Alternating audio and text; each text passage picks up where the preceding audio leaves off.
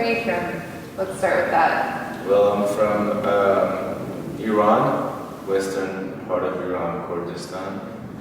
I was born and raised until the age of 18, and then I moved to Tehran, and I lived in Tehran for about 15 years. Okay. And then I moved to America. To Lubbock, America. In 2003, it got pretty more serious, and then I had my first solo performance in 2006, and then after that it just started.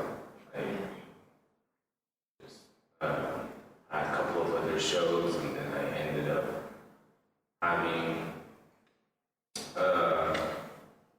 being rewarded in an international open call, and I went to London for a while and had a show in Victoria and Albert Museum. Then after that, I had different shows in different countries, Germany to Turkey.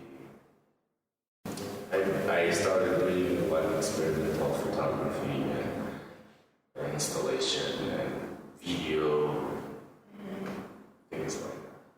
Yeah, which now you're doing kind of a combination of all of those things. Yeah, well, now I'm just trying to like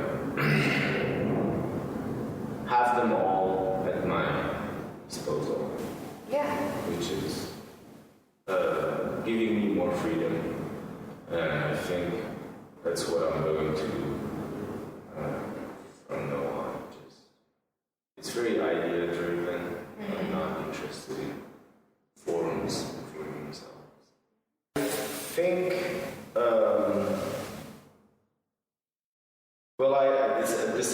this is a phrase sometimes I repeat, but I was taking this workshop with this guy back at home, and he was telling me all the time, if you want to do the most experimental movie in the world that nobody understands, have a little bit of Bollywood as storytelling, as something that grabs people.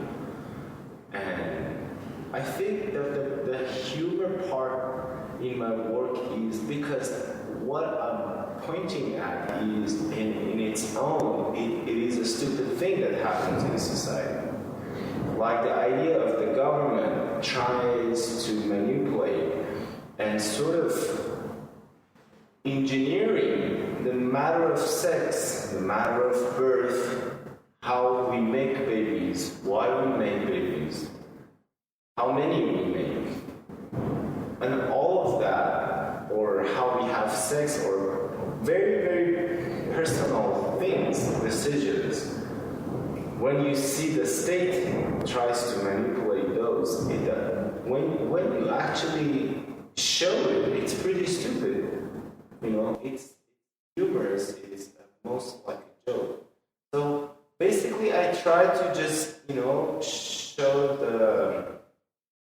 show that part that people would be like, oh, what's going on? Or whenever I target myself as a Middle Eastern person,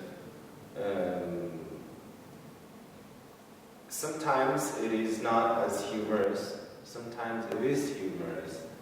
And actually I have a piece that I'm working on back there. It is about me being a Middle Eastern person, and I think it's gonna be a little bit of like humor in it, and sort of absurd. I think stereotyping is an absurd thing. Just because there is an element of humor, but there is like such seriousness to what you're doing, and even like kind of images of like, I don't know, for me these remind me of like media horror, and I know like this is based on your like Facebook feed, that's something you think about a lot, and how people make stories out, or how, even someone's stereotype can be receiving an entire narrative through that lens, and so. Well, Uh, this is like the material. The material is a tape. It's a binding material. It creates not a region. It keeps people out while it keeps some people that are working or whatever based on the content in. And I think this is what is happening in media at the same time. It keeps some people out. Like whenever something happens, a terrorist attack, something that is based on this clashes of East and West, or something that has happened based on your race, your region, your birth location, regardless of your thoughts on your personality, it's been cut. For me, in my mind, it's been caution tape. So basically, it is something that tries to alert people, but sometimes that alert is a false thing. It is not real. It is just to create panic. And mostly it's very, how do you name it? Very manipulative.